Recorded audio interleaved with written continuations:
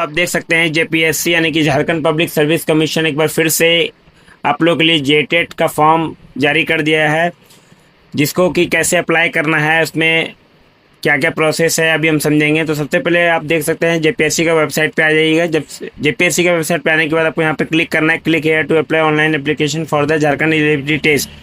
इस पर जैसे ही क्लिक कीजिएगा तो आप यहाँ देख सकते हैं कि आपको सबसे पहले बोला जा रहा है कि ओटीआर करना है।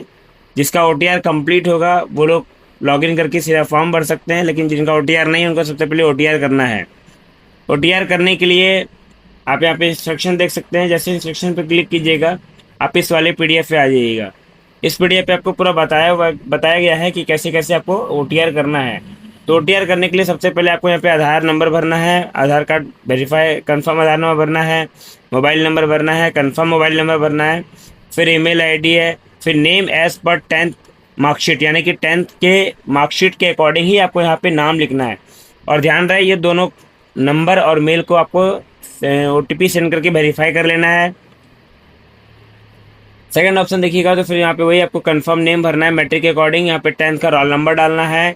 क्या आपने कभी अपना नाम चेंज किया है? अगर किया है तो यस, नहीं किया है तो नो करना है। और डेट ऑफ बर्थ डालना है, कंफर्म डेट ऑफ बर्थ करना है। ध्यान रहे जो भी चीज़ है वो हर 2 बार पूछ रहा है ताकि कंफर्म कर रहा है, ठीक है। तो जेंडर सिलेक्ट करना है, फादर नेम डालना है, मदर नेम डालना है। अल्टरनेट मोबाइल नंबर अगर है तो डालिए, नहीं है तो आप स्किप कर सकते हैं क्योंकि यहाँ पे मैंडेटरी नहीं है। जैसे ही इन 7 नेक्स्ट कीजिएगा तो तीसरा स्टेप में आ जाइएगा जहाँ पे आपने जो डिटेल्स फॉर फिल किया होगा तो वो डिटेल्स आपको शो करेगा। अगर आप यहाँ पे देख सकते हैं अगर सब कुछ सही है तो आई एग्री करना है। अगर आपको लगता है कि नहीं आपने कुछ गलत डाल दिया है तो अपडेट कर लेना है। उसके बाद नेक्स्ट स्टेप पे चलना है। जैसे नेक्स्ट स्टेप में आपका ओटीआर नंबर आ जाएगा, उसको आप कॉपी कर लीजिएगा और उसको या तो फिर अपने डायरी पे नोट कर लीजिएगा। ओके करने के बाद आप क्लिक हियर टू देख सकते हैं लॉगिन का ऑप्शन आ रहा है। तो आपको 5 स्टेप में लॉगिन करना है। लॉगिन करने के बाद जो आपका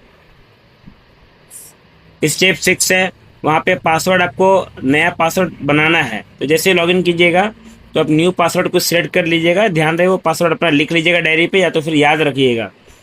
7 स्टेप में आप चलिएगा तो वहाँ पे आपको सक्सेसफुली पासवर्ड चेंज हो गया होगा। उसके बाद आप उसको लॉगिन करने के लिए लॉगिन वाले आईडी पे जाना है। वहाँ पे मोबाइल नंबर से लॉगिन कर सकते हैं, ईमेल आईडी से लॉगिन कर सकते हैं या तो ओटीआर आईडी से लॉगिन कर सकते हैं।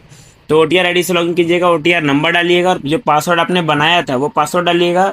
और यहाँ पे आप देख सकते हैं जो कैप्चा दिख रहा होगा वो कैप्चा आपको सही से भरना है। जो कैपिटल लेटर में होगा उसको कैपिटल लेटर में और जो स्मॉल लेटर में होगा उसको स्मॉल लेटर में।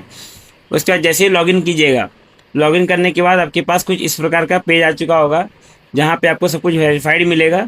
जो जो आपने डाला होगा, जो जो आपने कर चुका है, मतलब ईमेल, मोबाइल और प्रोफाइल डिस्प्ले, प्रोफाइल डिटेल। उसके बाद आपको करना क्या है, फ़ोटो अपलोड करना है, सिग्नेचर अपलोड करना है, अदर डिटेल्स अपडेटेड करना है अगर कुछ अदर डिटेल्स डालना है तो। उसके बाद एजुकेशन एंड एक्सपीरियंस डिटेल्स भरना है। वो सारा फिल करने के बाद फाइनली सबमिट का ऑप्शन मिलेगा, फाइनली सबमिट करना है। तो ध्यान रहे फ़ोटो और सिग्नेचर जो भी अपलोड कीजिएगा कोशिश कीजिएगा बिल्कुल साफ़ और क्लियर होना चाहिए। फ़ोटो वाइट बैकग्राउंड में अपलोड कीजिएगा। फ़ोटो में 80% फेस विजिबल होना चाहिए और फ़ोटो लेटेस्ट होना चाहिए। और साइन भी जो अपलोड कीजिएगा उसके लिए आप अच्छे से क्रॉप करके बिल्कुल सही साइज में अपलोड करना है। आप उसके बाद देख सकते हैं जब आप सब कुछ सबमिट कर दीजिएगा तो एक बार आप चेक कर लीजिएगा कि आपको फाइनली सबमिट करना है या एडिट भी करना है। तो अगर कुछ एडिट करना होगा तो आप एडिट कर सकते हैं सबमिट करने से पहले। सबमिट करने के बाद फिर एडिट नहीं होगा।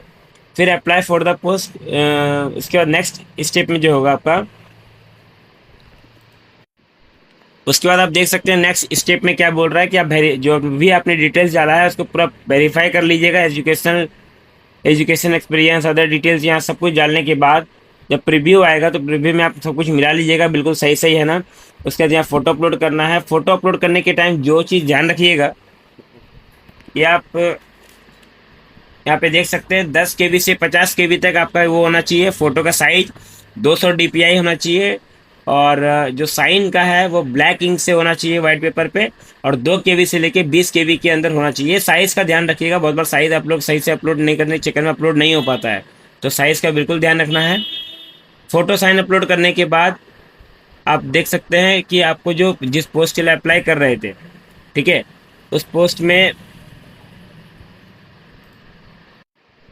हाँ, तो इसमें देख सकते हैं जो अदर डिटेल्स में मैंडेटरी चीज़ें क्या क्या होती है इसको जानते हैं।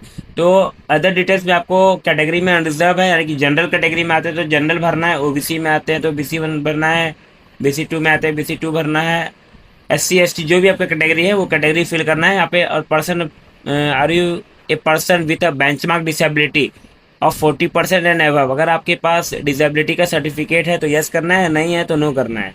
उसके बाद टाइप ऑफ डिसेबिलिटी, जब आप यस कीजिएगा तो टाइप ऑफ डिसेबिलिटी पूछेगा, वो आपको यहाँ पे भरना है।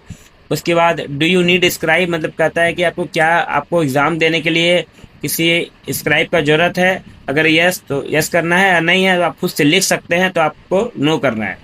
एक्स सर्विसमैन है तो यस करना है, नहीं है तो नो करना है। सिटीजनशिप इंडिया में आपको इंडियन भरना है। मैरिटल स्टेटस में आपको डालना है, आप मैरिड हैं तो मैरिड, अनमैरिड है तो अनमैरिड, जो भी आप जिस भी कैटेगरी से बिलोंग करते हैं वो आपको वहाँ पे फिल करना है।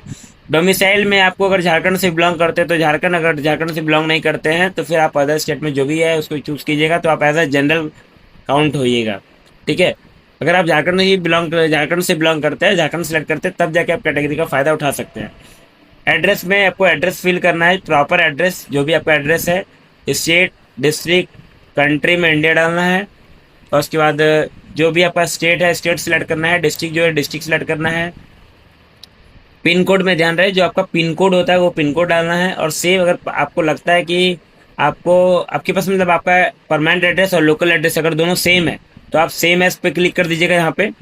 ठीक है, और अगर आपको लगता नहीं दोनों अलग अलग है तो आपको दोनों अलग अलग फिल करके नेक्स्ट पे क्लिक करना है। जैसे 7 नेक्स्ट पे क्लिक कीजिएगा तो फिर यहाँ पे आपका आएगा एजुकेशन क्वालिफिकेशन डालने के लिए।